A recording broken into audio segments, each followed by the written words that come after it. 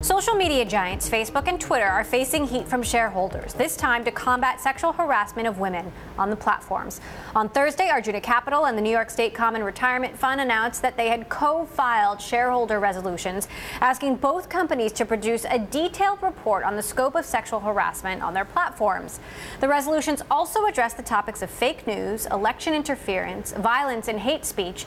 Joining us now, the author of this story, Bloomberg Tech's Selena Wang. Selena, thanks so much for joining us. So what are the arguments coming now from these shareholders? So adding to the chorus of consumers and lawmakers, now shareholders are getting in and saying that Facebook and Twitter have not done enough to combat abuse and harassment on the platform. It's about time, right? I mean, it's very true. But this is particularly interesting because of the timing and also because of who's behind it. You have one of the nation's largest pension funds backing this. This pension fund holds tens of millions worth of dollars of shares on Twitter, over $1 billion worth of shares on Facebook. So this actually holds some weight to it. And they want to see more disclosures on this. And the argument is that this isn't just a societal problem. This is also a financial issue. As more women feel like they are being harassed or trolled or feel generally that this platform is unsafe, this is going to cause people to vote with their feet and leave the platform. And during the news conference today, they cited the #MeToo movement. They also cited the Twitter boycott late last year as prime examples of this. And also, it's not a women problem either. It's a people problem. Right. On top of fake news and manipulation, people in general don't feel necessarily as safe going to these platforms as they're being subjected to this type of content. What do these shareholders want these platforms to do? So they want disclosures first and foremost, just like the lawmakers wanted earlier in last year. So basically the situation is they understand that these companies know they haven't done enough. Jack Dorsey has talked about it. Mark Zuckerberg said in his annual letter that his job is to fix Facebook this year. They get that. What they're saying is that it's not enough, A, and B, they haven't been transparent about it. So why doesn't Facebook tell them what these thousands of new workers are doing to combat harassment, fake news on this website? And so what's going to happen ultimately is there are a few options. The company could come to a negotiation with the shareholders, and it could eventually be withdrawn. It could end up going to an actual vote.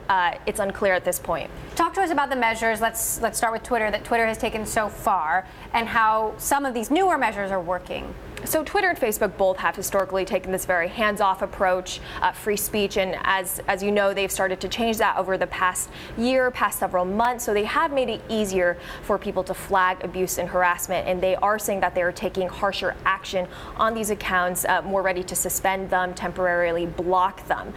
However, Jack Dorsey recognizes that isn't enough, and they are also working on many different measures in terms of the transparency side. Last fall, they said they would be unveiling this transparency center so that users would be able to know where the ads are from, who's backing them, how much money.